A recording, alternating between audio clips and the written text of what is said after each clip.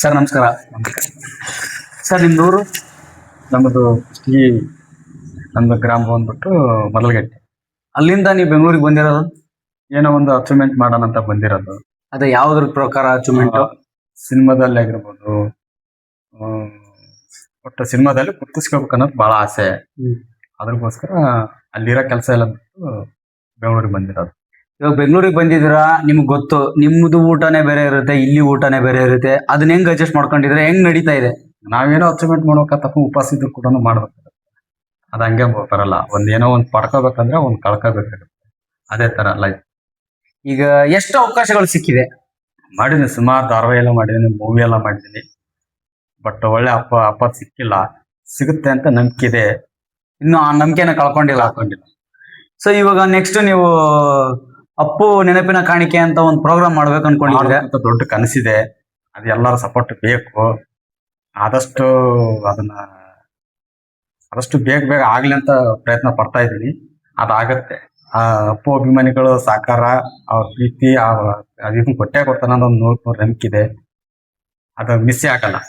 ಅವ್ರ ಅಭಿಮಾನಿಗಳಿಗೆ ಕೋಟ್ಯಾಂತರ ಅಭಿಮಾನಿಗಳಿದ್ದಾರೆ, ಅವ್ರಿಗೆ ಏನ್ ಹೇಳಕ್ ಇಷ್ಟಪಡ್ತೀರ? ಅದು ಎಲ್ಲರ ನಾವು ಒಬ್ಬರೇ ಮಾಡೋದಲ್ಲ, ಪ್ರತಿಯೊಬ್ಬರು ಅದಕ್ಕೆ ಕೈ ಜೋಡಿಸ್ಬೇಕು. ನನ್ನಿಂತ್ರ ಅಲ್ಲ, ಅದು ಒಂದೇ ಆಗೋದು, ನಿಮ್ಮಿಂತ್ರನೂ ಆಗುತ್ತೆ. ನೀವು ಬರಬೇಕು, ನಾವು ಅನೌನ್ಸ್ಮೆಂಟ್ ಕೊಡ್ತೀವಿ, ಅದ್ರ ಹಿಂದೆ ಫಾಲೋ ಮಾಡ್ಕೊಂತ ಇರ್ರಿ. ಖಂಡಿತ ಆ ಡೇಟು ಅದು ಯಾವಾಗ ಆಗುತ್ತೆ ಅಂತ ನಿಮ್ಮನ್ನು ಕೇಳ್ಬಿಟ್ಟೆ ನಾನು ಹೇಳ್ತೀನಿ. ಸರ್, ಈಗ ನೀವು ಅಷ್ಟು ದೂರದಿಂದ ಫ್ಯಾಮಿಲಿ ಬಿಟ್ಟು, ಕುಟುಂಬನ ಬಿಟ್ಟು, ನಿಮ್ಮ ಹೊಟ್ಟೆ ಹಸುನ ನೀಗಿಸಿ ಅದನ್ನ ಮುಚ್ಚಿಟ್ಕೊಂಡು ಕಲಾವಿದನಾಗ್ಬೇಕಂದ್ರೆ ಕಷ್ಟ ಇದೆ ಅಲ್ವಾ? ತುಂಬಾ. ಅದು ಹಾಗೆ ಬರಲ್ಲ. ಈಗ ಒಂದು ಅಡಿಗೆ ಮಾಡ್ಬೇಕಾದ್ರೆ ಹಂಗೇನ ಗ್ಯಾಸ್ ಮೇಲೆ ಇಟ್ಬಿಟ್ರೆ ಆಗಲ್ಲ. ಅದಕ್ಕೆ ಟೈಮ್ ಅಂತ ಇದೆ. ಅದಕ್ಕೆ ಆಗ ಅನ್ನ ಆಗ್ಬಿಟ್ರೆ ಅದನ್ನ ಅನ್ನನೇ ತಿನ್ನಕ್ ಆಗಲ್ಲ. ಅದಕ್ಕೆ ಸಾಂಬಾರ್ ಅಂತ ಇದೆ, ಅದನ್ನೆಲ್ಲ ಮಾಡ್ಕೋಬೇಕು. ಅದು ಎಷ್ಟೋ ನಿಮಿಷ ಆಗಿರ್ಬೋದು, ಎಷ್ಟೋ ದಿನಗಳಾಗಿರ್ಬೋದು, ಅದು ಪ್ರತಿಫಲ ಸಿಗ್ತವೆ. ನಾವು ಊಟ ಮಾಡೇ ಮಾಡ್ತೀವಿ. ಕೊನೆಗೆ ಈಗ ಹೊಸದಾಗಿ ಸಿನಿಮಾಗೆ ಸೇರ್ತೀನಿ, ಸಿನಿಮಾ ಮಾಡ್ತೀನಿ ಅನ್ನೋತಾ ಬರೋರ್ಗೆ ಏನ್ ಹೇಳಕ್ ಇಷ್ಟಪಡ್ತೀರ? ಮತ್ತೆ ಸಿನಿಮಾ ಬರೀ ಕನಸಾಗೆ ಬರಬಾರ್ದು. ನಮ್ಮಲ್ಲಿ ಏನೋ ಒಂದು ಇದ್ರೆ ಮಾತ್ರ ಬರ್ಬೇಕು. ಈಗ ಸಿನಿಮಾ ಅಂದ್ರೆ ಹೆಂಗಾಗ್ಬಿಟ್ಟಿದೆ ಅಂದ್ರೆ, ದುಡ್ಡಿದ್ರೆ ನಾನು ಹೀರೋ ಆಗ್ಬಿಡ್ತೀನಿ, ನೀನೋ ಇರ್ಬಿಟ್ಟೆ. ಅದು ಕಲೆಕ್ಕೆ ಬೆಲೆನೇ ಇಲ್ದಂಗೆ ಆಗ್ಬಿಟ್ಟದೆ ಒಂಥರ ನೋಡಿದ್ರೆ. ಬಟ್ ಅದು ಮುಂದಿನ ದಿನದಲ್ಲಿ ಆ ಥರ ಆಗ್ಬಾರ್ದು. ಇವೆಲ್ಲ ಫೋನು, ಯೂಟ್ಯೂಬ್ ಅವೆಲ್ಲ ಬಂದ್ಬಿಟ್ಟು ಸಿನಿಮಾ ಅನ್ನೋದು ಸ್ವಲ್ಪ ಯಾಕೋ ಡಲ್ಲಿದೆ. ಬಟ್ ಅದನ್ನ ನಾವು ರಿಕವರಿ ಮಾಡೋಕಂದ್ರೆ ಅದನ್ನ ಅಚೀವ್ಮೆಂಟ್ ಮಾಡಲೇಬೇಕು.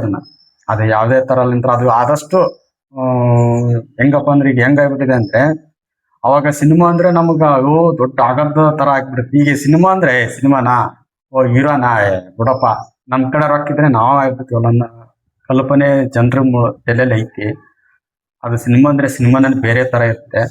ಬಟ್ ಈಗ ಕಲಿಯಕ್ಕೆ ಯಾರು ಬೆಲೆ ಕಟ್ಟಕ್ ಆಗಲ್ಲ, ಯಾರಪ್ಪನ ಸತ್ತನಲ್ಲ ನಿಜ. ಬಟ್ ಅದಕ್ಕ ಸಿನಿಮಾ ಇಟ್ಕೊಂಡ್ ಬನ್ನಿ, ಕನಸು ಇಟ್ಕೊಂಡ್ ಬನ್ನಿ. ಬಟ್ ಅದು ಇದ್ರೆ ಬನ್ನಿ. ಸುಮ್ಮನೆ ನಾನು ಬಂದ್ಬಿಟ್ಟು ನಾ ಹೀರೋ ಆಗ್ಬೇಕು, ನನ್ನ ಕಡೆ ದುಡ್ಡಿದೆ, ನಾನು ಆಗ್ತೀನಿ ಅನ್ನೋದು ಅದು ಅಲ್ಲ. ಅದು ಒಂದು ಇವಾಗ ಏನಾಗ್ಬಿಟ್ಟಿದೆ ಅಂದ್ರೆ, ದುಡ್ಡು ಇದ್ದೊಂದು ಪ್ರೊಡ್ಯೂಸ್ ಮಾಡ್ತೀನಿ, ಅವ್ನ ಮಗನೇ ಹೀರೋ ಆಗ್ಬೇಕಂತಾನೆ. ಅದು ಒಂದು ಶೋಕಿ ಜಾಸ್ತಿ ಆಗ್ಬಿಟ್ಟಿದೆ. ಜಾಸ್ತಿ ಆಗಿದೆ. ಅಲ್ಲಿ ಇರ್ಲಿ, ಪರವಾಗಿಲ್ಲ, ಅದಕ್ಕೇನು ಮಾಡ್ಬೋದು. ಹೀರೋ ಮಕ್ಳು ಹೀರೋ ಆಗ್ಬೋದು, ಡೈರೆಕ್ಟರ್ ಮಕ್ಳು ಡೈರೆಕ್ಟರ್ ಆಗಿ ಹೀರೋನ ಆಗ್ಬೋದು.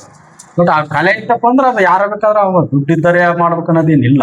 ಈಗ ಒಂದು ಸರ್, ಇವಾಗ ನೀವು ಇಷ್ಟು ದಿನ ಮಾಡ್ಕೊಂಡು ಬಂದಿದ್ದೀರಲ್ಲ ಆಕ್ಟಿಂಗ್, ಅದ್ರಲ್ಲಿ ನಿಮ್ಗೆ ಪ್ರೀತಿ ಅಭಿಪ್ರಾಯ ತಿಳ್ಸಕ್ಕೆ ಇದೇ ನನ್ಗೆ 4 ಜನ ಗುರ್ತಿಸಿರೋ ಆಕ್ಟಿಂಗ್ ಯಾವ್ದು ಇಷ್ಟ?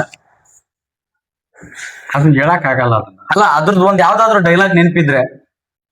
ಡೈಲಾಗ್ ಅದೇ ಬಿಡಿ, ಸುಮಾರು ಅದಾವ. ಅದೇ ಒಂದ್ ಹೇಳಿ ನಿಮ್ಗೆ ಇಷ್ಟ ಆಗಿರೋದು. ಅದು ಹೇಳಕ್ ಆಗಲ್ಲ. ಮುಂದಿನ ದಿನಮಾನದಲ್ಲಿ ನಾವು ಹೇಳ್ತೀನಿ. ಖಂಡಿತ ನಮ್ದೇ ಒಂದ್ ಪಿಕ್ಚರ್ ಮಾಡೋಕಂತ ರೆಡಿ ಆಗಿದ್ದೀವಿ. ನಮ್ಲಿಂತ್ರನೇ ಸ್ಟಾರ್ಟ್ ಆಗ್ಲಿ.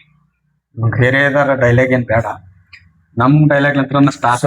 ಓಕೆ, ನೋಡಿದ್ರಲ್ಲ ವೀಕ್ಷಕರೇ, ಉತ್ತರ ಕರ್ನಾಟಕದಿಂದ ಬಂದು ಬೆಳೀತಾ ಇರ್ತಕ್ಕಂಥ ವ್ಯಕ್ತಿ ಸುಮ್ನೆ ಹೋಗ್ತಾ ಇರ್ಬೇಕಾದ್ರೆ ನೋಡ್ದೆ, ಅವ್ರು ಒಂದು ಇನ್ನೋಸೆನ್ಸ್ ನೋಡಿ ಕೇಳಿದೆ. ಅವಾಗ ಹೇಳಿದ್ರು ಕಲಾವಿದ ಅಂತ. ಅವ್ರ ಕಲಾವಿದನಲ್ಲಿ ಒಳಗಡೆ ಎಷ್ಟು ನೋವಿರುತ್ತೆ ಅನ್ನೋದಕ್ಕೆ ನಿಮ್ಗೂ ಕೂಡ ನೋಡಿರ್ತೀರ ಕಲಾವಿದ್ರನ್ನ. ಸೊ ಕಲಾವಿದರಿಗೆ ಪ್ರೋತ್ಸಾಹ ಕೊಡಿ, ಸಪೋರ್ಟ್ ಇರ್ಲಿ ಅಂತ ಕೇಳಕ್ ಇಷ್ಟಪಡ್ತೀನಿ. Thank you so much. Thank you sir.